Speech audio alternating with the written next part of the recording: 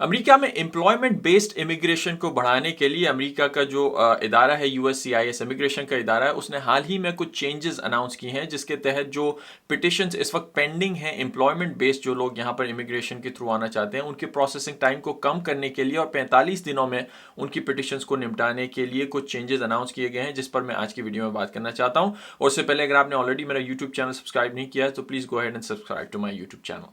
अच्छा जी, तो हाल ही में अमेरिका का जो इमिग्रेशन इदारा है यूएससीआईएस, उसने दो वीज़ा की जो कैटेगरीज हैं एम्प्लॉयमेंट बेस्ड, उनमें ये अनाउंस किया है कि उनके बैकलॉग को ख़त्म करने के लिए प्रोसेसिंग टाइम्स, प्रीमियम प्रोसेसिंग, जो उन्होंने उनका जो एक फॉर्मूला है, उसके तहत प्रीमियम प्रोसेसिंग के थ्रू ये केसेस को जल्दी निपटाने के लिए और केसेस को बढ़ाने के लिए अमेरिका में, यानी जल्दी से जो जिनकी पिटिशंस पेंडिंग है, बाहर से जो वर्कर्स यहाँ पे आते हैं, उनको टाइम कम करने के लिए उन्होंने कुछ चेंजेस अनाउंस किए हैं। ये दो कैटेगरीज कौन सी हैं, पहले वो मैं आपको बताता हूँ।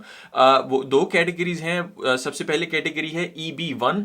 EB1 में जो वीज़ा मिलता है वो एक्स्ट्रा ऑर्डिनरी बेस्ड एबिलिटी के बेस पर मिलता है, यानी कोई बाहर से फॉरेन वर्कर अगर अमेरिका में आना चाहता है तो अमेरिका में बैठा हुआ कोई शख्स या एम्प्लॉयर उसकी एक्स्ट्रा ऑर्डिनरी एबिलिटी को देखकर उसे अमेरिका में बुला सकता है। वो एक्स्ट्रा ऑर्डिनरी एबिलिटी कौन सी हो सकती है? वो कोई बहुत बड़ा प्रोफेसर हो सकता है, कोई बहुत बड़ा रिसर्चर हो सकता है, वगैरह वगैरह। कोई ऐसी एक्स्ट्रा ऑर्डिनरी एबिलिटी जो कि वो अपने एक्सपीरियंस से, अपनी एजुकेशन से प्रूव करे, तो उसके बेस पर उसे वीज़ा मिल सकता है। दूसरी कैटेगरी है EB2 कैटेगरी। ये भी एम्प्लॉयमेंट बेस्ड कैटेगरी है। इसमें उन प्रोफेशन से ताल्लुक़ रखने वाले लोगों को अमेरिका में बुलाया जाता है जो कि एडवांस्ड जिनकी डिग्रीज होती हैं, चाहे बैकलॉरेट प्रोग्राम हो, इंटरनेशनल बैकलॉरेट जो प्रोग्राम्स होते हैं, या उसके उसके इन एडिशन टू बैकलॉरेट 5 साल का एक्सपीरियंस। अगर आप उनकी वेबसाइट पे जाएं तो वो क्वालिफिकेशन लिखी होती हैं। कोई कोई स्किल जो एक प्रोफेशन होता है, आपके पास किसी किस्म की एडवांस डिग्री हो तो उसकी बेस पर आपको यहाँ बुलाया जा सकता है। अच्छा, अब इन दो कैटेगरी में करंट जो प्रोसेसिंग टाइम है, अगर किसी का वीज़ा ऑलरेडी अप्लाई हो चुका है तो EB1 कैटेगरी में अगर आप USCIS के वेबसाइट पर जाएं तो करंट प्रोसेसिंग टाइम जो है वो 20 महीने है, तकरीबन 1.5 साल से ज़्यादा। और जो EB2 की कैटेगरी है उसमें तकरीबन इस वक्त प्रोसेसिंग या वेट टाइम जो है 13 महीने है, यानी 1 साल से ज़ायद। यानी अगर अभी कोई इसको अपनी पिटिशन फाइल करता है इन दो कैटेगरीज में तो इनको इतना वक्त लग सकता है। लेकिन USCIS का उन्होंने अभी अनाउंस किया है एक स्टेटमेंट के तहत कि जिन लोगों की नई नहीं पुरानी पिटिशंस ऑलरेडी पेंडिंग में हैं, उनके टाइम को 45 दिन तक लाने के लिए, 45 दिन में उनका केस निपटाने के लिए उन्होंने ये प्रोग्राम अनाउंस किया है। उसके लिए करना क्या होगा? जो लोग भी जिन लोगों की पुरानी एप्लीकेशंस पेंडिंग हैं इन दो कैटेगरीज में, उन्हें एक एप्लीकेशन, एक फॉर्म फाइल करना होगा जिसे I-907 एक USCIS की वेबसाइट पे आपको फॉर्म मिलेगा। उसको अगर आप फाइल करेंगे तो आपकी पिटिशन USCIS के इस स्टेटमेंट के तहत तकरीबन 45 दिनों में वो प्रोसेस करना चाहते हैं। और कट ऑफ डेट क्या है वो भी सुनना बहुत ज़रूरी है। यानी अगर आप E1 कैटेगरी में अप्लाई कर रहे हैं, जो मल्टीनेशनल मैनेजर या एग्जीक्यूटिव की कैटेगरी होती है, तो उसमें जो भी पिटिशंस जुलाई 1 2021, यानी पिछले साल जुलाई 1 से पहले की जितनी भी पिटिशंस अगर आपकी पेंडिंग में हैं, तो आप ये फॉर्म I-907 फाइल कर सकते हैं। उनको कह सकते हैं कि जी आपको एक्सपर्टाइट करनी है आपकी आपकी एप्लीकेशन, तो उस पर हो जाएगी अगर आपकी पहली कैटेगरी में। दूसरी, अगर E2 कैटेगरी में आप की पिटिशन आपकी फाइल हो चुकी है अगस्त 1 2021 से पहले, यानी पिछले साल अगस्त 1 से पहले अगर आपकी एप्लीकेशन फाइल हो चुकी है, आपको 1 साल से ज़्यादा हो चुका है, 1 साल तकरीबन हो चुका है, तो उस कैटेगरी में, E2 कैटेगरी में, आप I-907 फॉर्म फाइल कर सकते हैं और USCIS को बता सकते हैं कि आप भी इस नए प्रोग्राम का, ये जो अनाउंसमेंट है उसका फ़ायदा उठाना चाहते हैं और आप भी ये चाहते हैं कि आपकी 45 दिनों में एप्लीकेशन निपटा दी जाए। अमूमन ये दोनों जो कैटेगरीज हैं, E1 और E2, उसको फाइल करने के लिए, उस पर वीज़ा फाइल करने के लिए एक फॉर्म आता है USCIS का, जो कि इस स्टेटमेंट में उन्होंने कहा है फॉर्म I-40। यानी ये फॉर्म I-40 जो है, अगेन वो आप USCIS की वेबसाइट पे जाएंगे तो आपको पता चल जाएगा, वहाँ से डाउनलोड कर सकते हैं। ये यहाँ बैठा हुआ US में बैठा हुआ कोई एम्प्लॉयर I-140 फॉर्म फाइल करता है और जो जो रिक्वायरमेंट्स होती हैं उसको मीट करने के बाद वो फाइल करनी पड़ती है I-140 एप्लीकेशन, जिससे वो बाहर, अमेरिका से बाहर बैठे हुआ किसी वर्कर को किसी अगेन जो मैं कैटेगरीज बताई हैं उससे रिलेटेड कोई वर्कर है तो उसको यहाँ अमेरिका में बुला सकते हैं। और इसका करंट टाइम अगेन एक कैटेगरी में तकरीबन 20 महीने है, दूसरे में 13 महीने है। तो उसको कम करने के लिए इन तमाम लोगों को जल्द से जल्द यूएस में लाने के लिए जो बैकलॉग में फंसे हुए हैं उसके लिए USCIS ने ये हाल ही में अनाउंसमेंट की है कि 45 डेज में उनके केसेस को निपटाया जाएगा।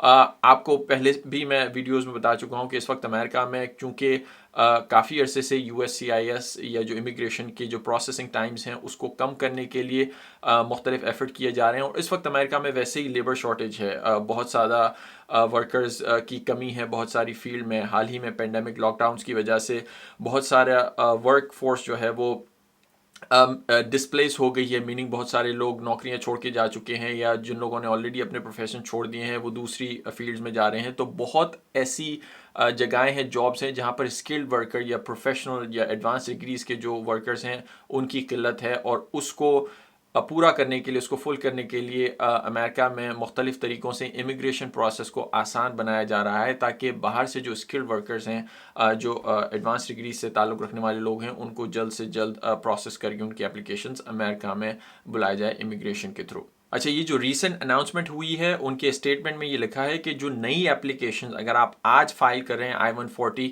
तो उस पर ये अप्लाई नहीं होगी। ये उन लोगों के लिए है जिन्होंने ऑलरेडी पहले से एप्लीकेशंस फाइल की हुई हैं पिछले साल। जो कट ऑफ डेट्स मैंने आपको बताई हैं उनके लिए एप्लीकेबल है। उसके लिए आपको एक नई फॉर्म जो है फाइल करना है और USCIS को बताना है कि आपका केस एक्सपेडाइट किया जाए। अच्छा, इस स्टेटमेंट में USCIS ने ये भी अनाउंस किया है कि ये जितने भी नए स्टेप्स ले रहे हैं इन प्रोसेसिंग टाइम्स को, प्रीमियम प्रोसेसिंग के जरिए प्रोसेसिंग टाइम्स को जो कम करने के लिए, उससे उनकी लेजिस्लेटिव रिक्वायरमेंट ये है कि जो करंट लोग किसी भी दूसरी कैटेगरी में जो वेट टाइम जिनका है वो इस नए स्टेप्स की वजह से उनका प्रोसेस जो है स्लो डाउन नहीं होना चाहिए। अमेरिका में लेजिस्लेटिव कुछ रिक्वायरमेंट्स हैं कांग्रेस की तरफ से जिनके तहत USCIS जो इमिग्रेशन का इदारा है वो बाउंड होता है कि ख़ास टाइम फ्रेम में पिटिशंस को उनको निपटाना होता है। तो ये जो नया स्टेप्स वो ले रहे हैं उसके तहत उन्हें ये पाबंद किया जाएगा कि वो जो नए स्टेप्स ले रहे हैं उनकी वजह से जो पुरानी दूसरी कैटेगरी में पिटिशंस है वो अफेक्ट ना हो।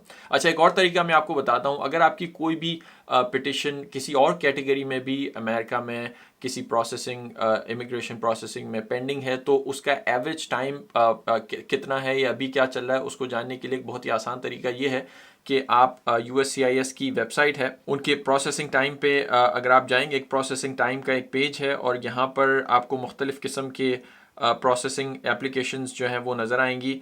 कौन कौन सी एप्लीकेशंस होती हैं, प्रोसेसिंग टाइम्स उनके क्या क्या हैं, अगर आप लिखेंगे और किस सेंटर में किस ऑफिस में आपकी एप्लीकेशन जमा हुई है तो वहाँ पर आप प्रोसेसिंग टाइम पता लगा सकते हैं। एवरेज जो प्रोसेसिंग टाइम इस वक्त अमेरिका में मुख्तलिफ पिटिशंस का या मुख्तलिफ जो कैटेगरीज हैं इमिग्रेशन की उसमें जो चल रहा है उसमें आप यहाँ से भी उसको मालूम कर सकते हैं। इसके अलावा ये जितने भी फॉर्म्स आप फाइल करते हैं USCIS की इमिग्रेशन के लिए वो हमेशा याद रखिए कि USCIS.gov जो उनकी वेबसाइट है USCIS.gov उन्हीं की वेबसाइट से आपको ये फॉर्म डाउनलोड करने हैं। उसकी वजह यह है कि जब भी उनके कोई फॉर्म्स अपडेट होते हैं तो आपको वो एक्यूरेट ऑफिशियल फॉर्म वहाँ से डाउनलोड करना होता है, बजाय कि आप किसी कोई थर्ड पार्टी वेबसाइट से डाउनलोड करें। कोई पुराना फॉर्म हो या वो फॉर्म ओरिजिनल ना हो या ऑफिशियल फॉर्म ना हो तो आपको ये मेक श्योर करना है कि जो भी फॉर्म्स आप डाउनलोड करते हैं वो USCIS.gov की वेबसाइट से आप डाउनलोड करें ताकि आप अपडेटेड फॉर्म्स फाइल कर सकें। और वहाँ पे ऑनलाइन फाइलिंग का भी बहुत सारे केसेस में ऑप्शन होता है। सो आई होप दैट हेल्प्स।